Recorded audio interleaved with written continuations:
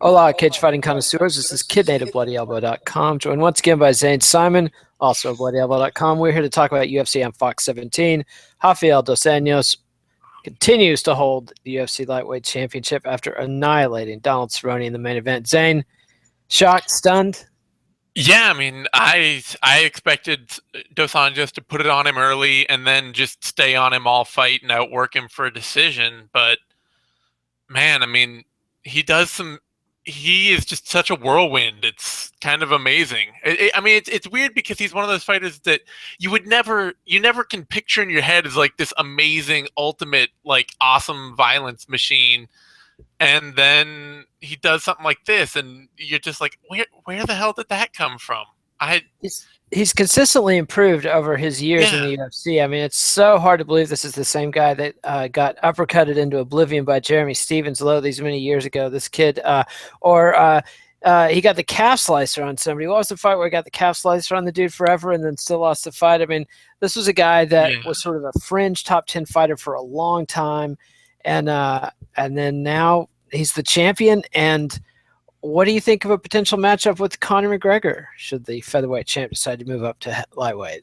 I think it's. I mean, I think it's a great fight, and it sounds like Kavanaugh's saying that that's where they're going. That's what they're going to do. Is they're going to fight Dos Anjos. I think it makes sense. It's the fight.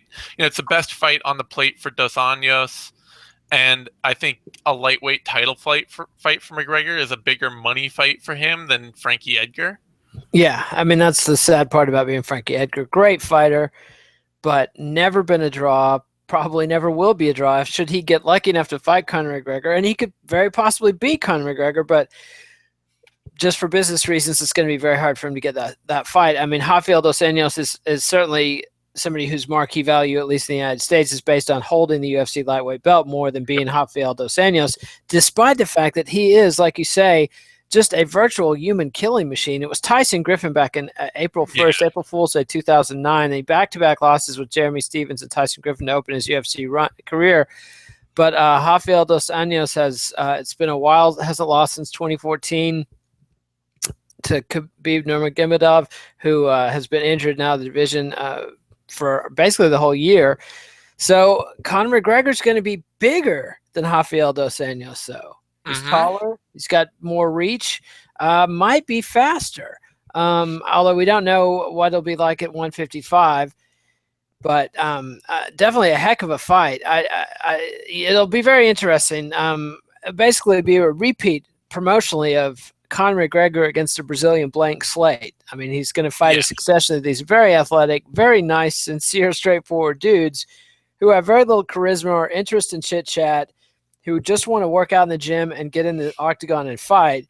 And now they're going to have to put up with the clown prince of bullshit himself, Conor McGregor, who then is a very serious threat to just beat the piss out of him in the cage, just like he did yeah. Jose Aldo. So, you know, careful what you wish for, Rafael dos Anjos.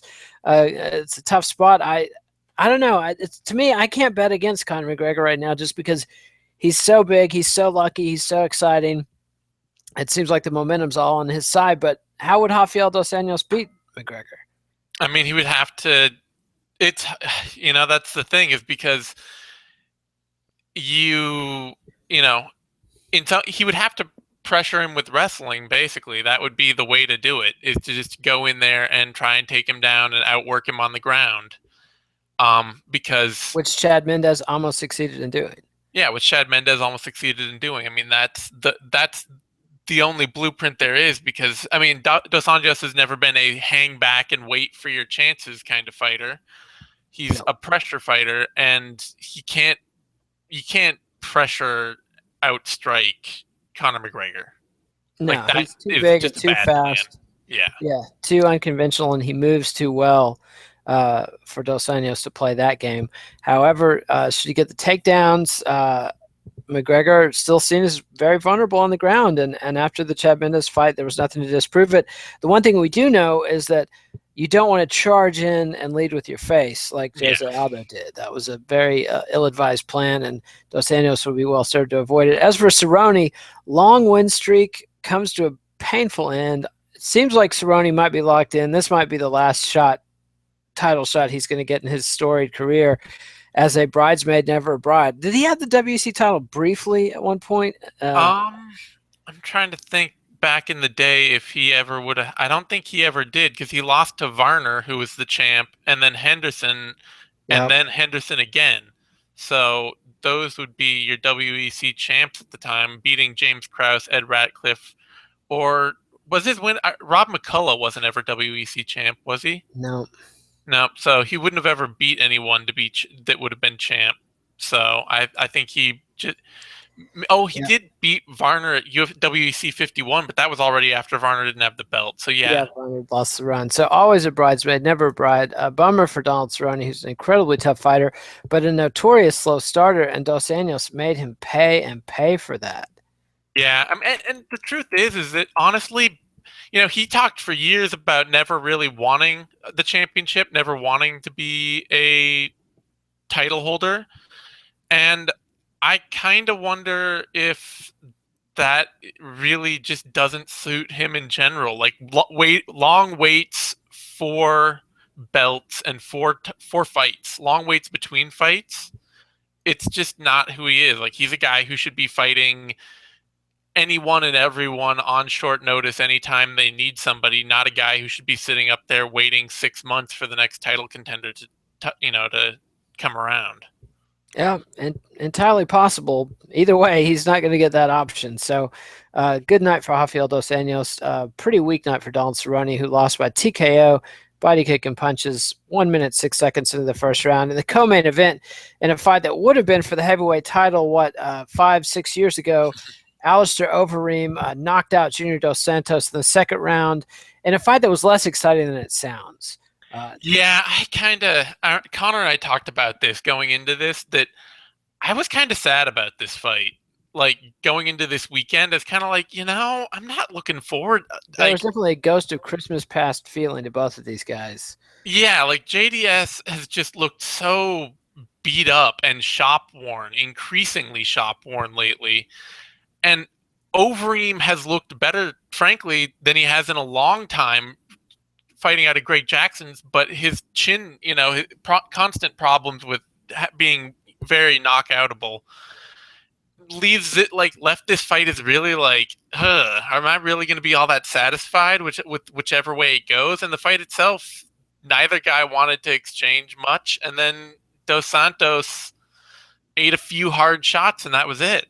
Yeah, he at one point briefly before he got knocked out had Overeem back against the cage and fired off a flurry of combinations.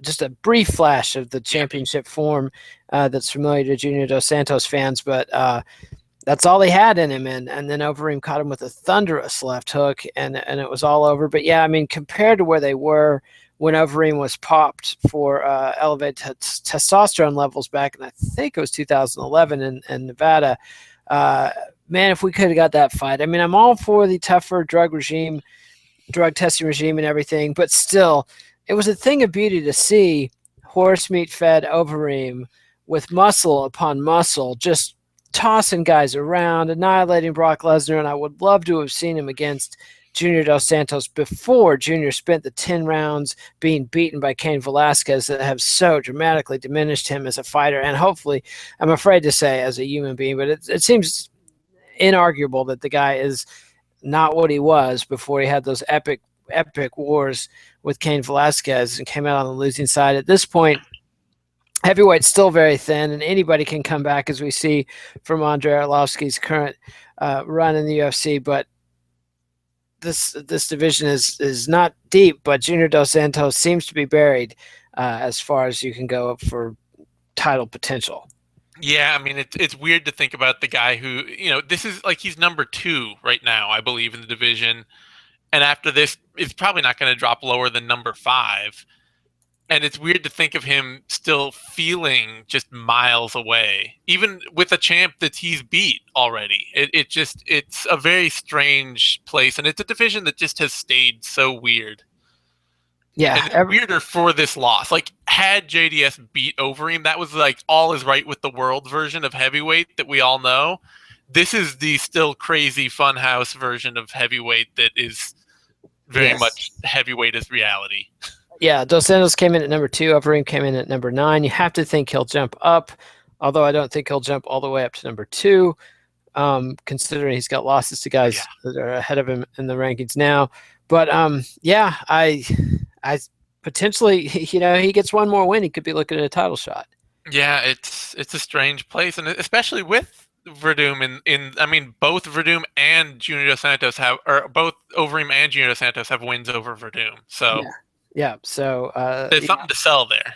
yeah, which makes you wonder about the booking of this fight. But this, like I said, this is a fight they've been trying to book for 5 years. So, Yeah. might as well book it while they can.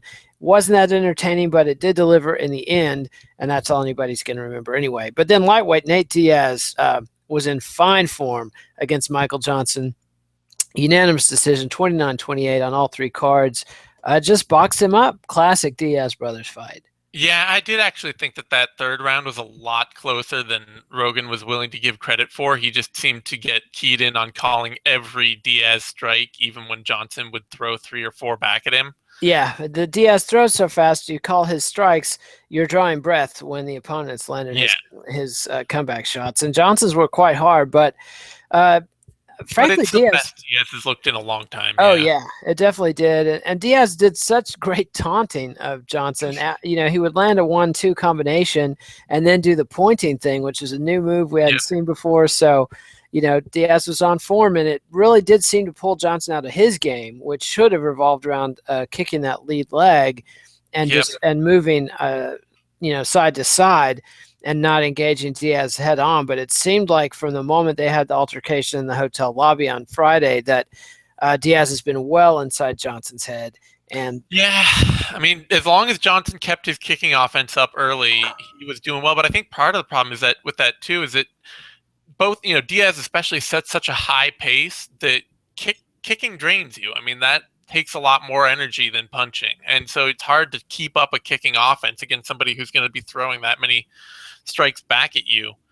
And that may have worked against Johnson, and then he just got sucked into the game of trying to prove that Diaz wasn't better than him. And the moment you're trying to prove to one of the Diaz brothers that they're not better than you, you are losing. at their game in particular, I mean, yeah, Yep. because what we've seen from Josh Thompson and Carlos Condit and other people have decoded the Diaz brothers puzzle is lots of leg kicks, lots of lateral movement, lots Yep. of circling out, stay away from the fence. Don't get in extended exchanges with them. But Johnson just kept doing it all night long, and Diaz found his range and was popping it off. He never put together one of those, thunderous hurricane of punches that they sometimes end fights with. Because Johnson just wouldn't let he didn't succeed in ever really stunning Johnson, even when he tagged him repeatedly with sharp 1-2s. Johnson was always right back in there firing back. But when you're getting hit 3-4 times and fired back once, twice, you're not going to win many fights that way. And then in the women's strawweight opener, Carolina Kowalkiewicz dominated Ronda Marcos, unanimous decision win, 29-28 on 2 cards, 30-27 on that one. Thoughts on that one? Yeah, I mean, I don't know where the 30-27 card came out of. That was just a terrible card, but I thought it was basically the fight I expected. With Kowalkiewicz she's got a more complete game to win rounds in MMA right now. Very high output, very consistent pressuring striker. And Marcos, she's a great athlete, but she does not have a complete game to get put together at all. No, to say the least. So it'll be interesting to see where Kowalkiewicz goes at strawweight. She's got quite a few people ahead of her on the ladder, but she's in the mix, I guess, as they would say. Then in the preliminary card, headliner Charles, am I really in featherweight? Oliveira defeated Miles Jury with a tasty guillotine choke submission, but this is a guy who can't seem to find the 145-pound limit to save his life. Yeah, I was happy to hear DC calling out Dana White for not forcing Oliveira up to lightweight at this point. I mean, it's a problem. It's one of those things where Oliveira he's not a proven featherweight at this point, even as good as he is. And it sucks too because I mean, this is an important important win for Oliveira and a huge loss for Jury. He really is having a massive come down after rising up to being a top 10 lightweight. He's now an unranked featherweight, and that's That's pretty massive. Yeah, yeah, it's puts an exclamation point on after the question mark of his decision to move down to featherweight in the first place. So maybe he'll pop back up. I don't know. And Oliveira, I agree with Cormier. He needs Dana White and the UFC need to pressure him to move up to 155 because he doesn't seem to have any luck making 145 for the featherweight limit. Then you had middleweight Nate Marquardt knock out CB Dollaway 28 seconds in the second round.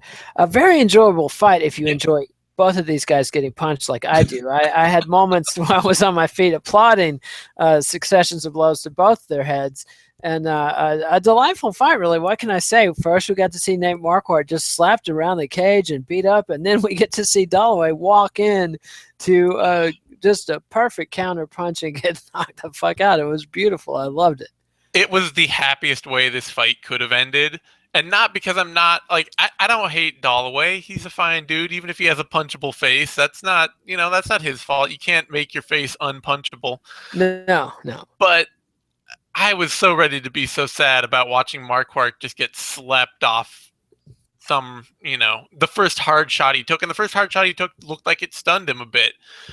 But Dalloway just could not find the consistency at all and then walked into a huge shot. And it gives Marquardt's career some unfortunate life that I think it's better off without. But yeah, in a better perfect than world, nothing. he'd take this as a memo from the big guy to just say to go out on a high note. Yeah. But in the world we live in, he's going to take this as a memo from the big guy to go out and get a lot more head trauma. So probably 2 or 3 more losses before he'd retire. As for Dalloway, another misstep in his meandering road to nowhere. I mean, he's not getting any closer to the title like this, and I don't get it. He's supposed these should be the best years of Dalloway's career, and he even looks like starting this fight, he looked good. He looked like things were clicking. Really good. When your problem is fight IQ and erratic decision making, that's a problem that peaking as an athlete and training hard are not going to fix. And also being generally knockoutable, that. He's never had an amazing chin, and so all 3 of those things combined just do not serve him well. Yeah, and when you go lurching into punches, face up, chest forward, leaning with your weight forward, we don't even know how good his chin is because his position he puts his chin in are so hopeless. And every time he gets knocked out like that, it makes his chin worse. So, tough break for CB Dollaway. Lucky break for Nate Marquardt. Then you had women's bantamweight Valentina Shevchenko split decision over Sarah Kaufman. I thought she was dominant in that fight. I had no problem with her winning that decision. She lost the 3rd round, but where somebody scored one of the first 2 for Kaufman, I have no clue whatsoever. Shevchenko really pushed her around in the clinch, beat her, landed the harder shots at range, beat her up on the ground. It just seemed like she owned the first 2 rounds of that fight, and I'm just glad the UFC picked her up because the bantamweight division needs whatever talent they can get in it. That they do. And then in a sad fight for Bloody Elbow community middleweight, Tamden Barn Cat McCrory submitted our own Josh Salmon, former Bloody Elbow staffer, by triangle choke. Great performance from McCrory. I don't want to take anything away from the Barn Cat. I'm a big fan of him. Excited to see him back in the UFC. But Josh Salmon's our boy. He rides for Bloody Elbow before he left us for UFC.com. And just painful, especially on this date, which was a very sentimental date for Josh. And just got outworked. I mean, McCrory is a vicious grappler, and Josh hung with him, got some good exchanges early, but just as time went on, the edge McCrory had just became bigger and bigger and bigger until he got that triangle choke at the end. Yeah, I mean, it's too bad. McCrory, and I hate to see Josh lose. That's like the overriding sucky factor for me. And I mean, on the other end of it, to try and be a bit fair, I am super impressed with how well McCrory's cardio kept up for as amazingly aggressive as his scrambling grappling is. Yeah, he's definitely in good shape, and looked other than having lost all the hair on the top of his head since he's been out of the UFC. But I know how that goes. He looked great. He dominated Josh, and Josh fought a gritty fight, but just didn't have an answer. And when you've got somebody like McCrory who's essentially a grappler / brawler against somebody like Josh that I would characterize as more of a jack of all trades, it's a tough stylistic matchup, I think, for the. Yeah, I mean, Josh is not the kind of guy who's just going to avoid clinching and or trying to take somebody down for a whole round. No. He's a fighter who wants to mix everything up: strike from range, strike inside, hit takedowns, work on the ground a little. And guys fighters like that, they aren't willing to stay away from the strengths of their opponent. It can be very hard to do that, and so it didn't work out for Saman tonight. Tamden McCrory got the triangle choke submission at 3 minutes, third round, 4 minutes 10 seconds. Then you had Nick the Fence Lentz defeat Danny Castillo by split decision. I thought Lentz was totally dominant in that fight. I didn't see where the judge came from that ruled it for Castillo. Yeah, I thought that Castillo might have. I thought he took one round. But I didn't score it for Castillo either. I thought Lentz looked great. I mean, I think he looks great at lightweight. He also, he got tired at the end of the fight, but he set an amazing pace as well. He fought that whole fight like his hair was on fire. It's no surprise if he got tired. Yeah, not at all. And speaking of hair, his new hairdo and beard combo looked atrocious, but that's neither here nor there. And tough break for Danny Castillo, whose career really is kind of in a spiral right now. I don't know where he goes from here, but it's not any place good. No. He's lost. He's got to be done with the UFC. That's 4 straight. That's 5 of his last 6. I mean, and that's not a good spot to be in. And he's getting older. I doubt we'll see him come back to the UFC. And honestly, if he wants to retire, I would totally respect that. He had a fine career. I never really ascended the highs, but he fought some tough guys. He beat some tough guys. Mm-hmm. And, nothing to be ashamed of. He can walk away with his head held high. But, tonight, Nick Lentz, and like Nick Lentz said, he's a very dominant force. He's not a fan favorite.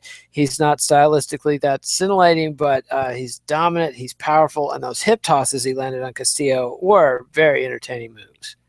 Yeah, he's got this incredibly stumpy, thick body that it's good to see him up at lightweight, because I can imagine, he even talked about that he was just, ruining his body, cutting all the weight he did to get down to featherweight.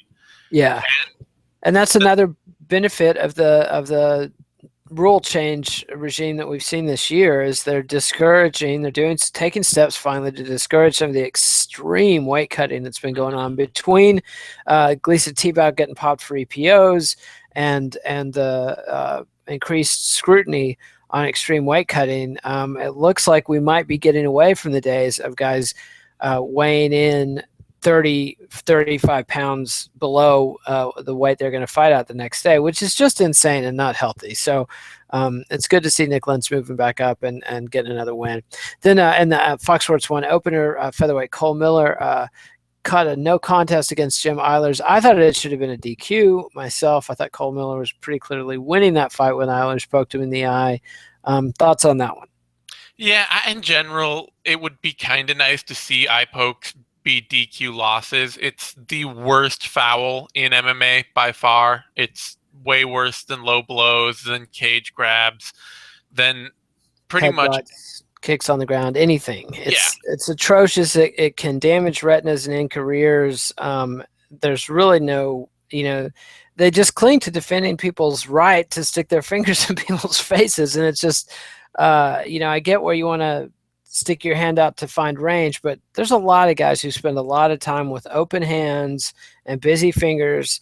And going back to the days of Chuck Liddell, the Iceman, who was infamous for his eye pokes in his big fights. And it's just bullshit. And it's sad to see, a no contest after came minute 44 into the second round. So we had a solid round and a half of entertainment, and Cole Miller looked good and dominant.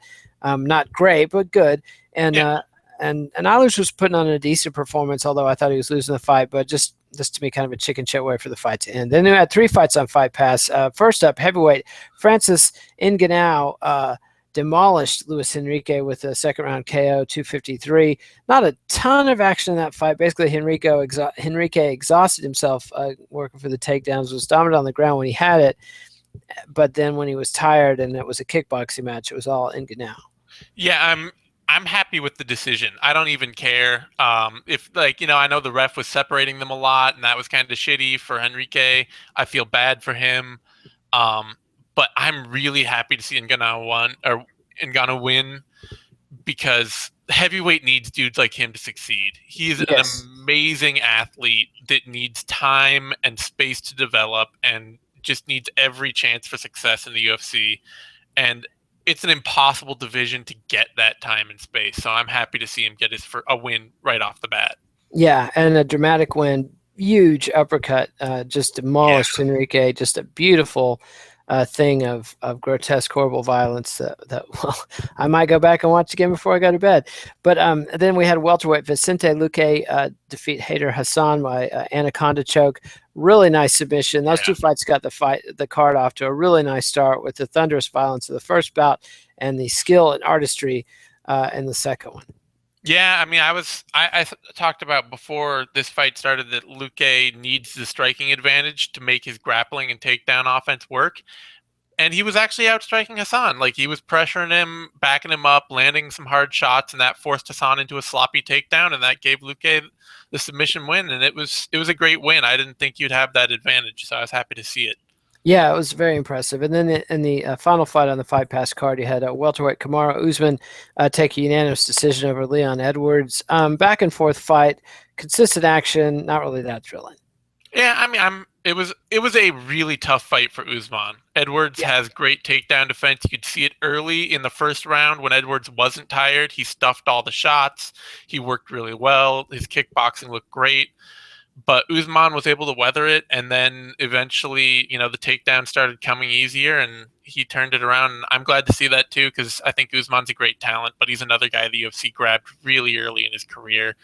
These guys need to develop, and the UFC is a tough place to do it. So I'm glad to see him get wins like that.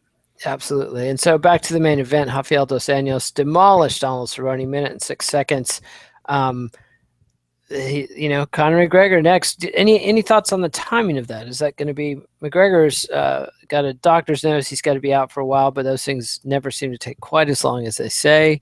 Yeah, I mean, I think the big thing is that honestly, it's kind of McGregor's world that everybody else has to live in because he makes all the money, he brings all the attention, he makes the UFC money, and so he's the straw that stirs the drink at this point. Yeah, if Rafael dos Anjos wants to take another quick fight, if he can fight Tony Ferguson before Conor McGregor comes back, shit, I'm happy to see that. I don't think that Ferguson or RDA has any more draw against McGregor, one or the other. No, it's like their role is opponent / lightweight champion. The story is Conor McGregor moves up to challenge for the lightweight the lightweight title, and that's all it does. Whoever holds that belt is totally fungible, and I'd love to see Dos Anjos versus Tony Ferguson. That is a very exciting fight. Yeah, I would love to see that fight too. I think there are options for Dos Anjos if McGregor can't come back and fight right away, but if it's just a couple months or 3 or 4 months or something like that, then I am more than happy to have him wait for McGregor because that's the guy who's going to steer the ship these days, and you can't deny that. You can't pretend like that's not a factor. No, absolutely not. The business realities are the business realities, and either way, Ferguson or Dos Anjos, I'd love to see either one of them try their luck against Conor McGregor, and I think I favor McGregor in both of those matchups. So we'll see. Anyway, it was a fun night. UFC on Fox 17. It was the last UFC fight card of 2015. So thanks everybody for all the support all year long. It was a great year for Bloody Elbow, great year for MMA Nation, and a great year for the UFC. And we'll be right back January 2nd with Robbie Lawler versus Carlos Condit at UFC 195 for the welterweight title. And I'll be back for that 6th round, although I won't be back for the Care Don't Care preview or the Vivisection next week. So, Zane, you'll have to keep things in line. So remember, give us a thumbs up on YouTube. Subscribe to MMANation.com on YouTube. Subscribe to MMA Nation on iTunes so you can get the podcast version. Follow us on Twitter at @TheZaneSimon, @KidNate. Read us on BloodyElbow.com. Happy holidays, everybody. Merry Christmas, Happy New Year, Happy Kwanzaa, Hanukkah, whatever you got. We're celebrating. Have a good one. It's been a great one. Adios, MMA aficionados. We'll see you next year.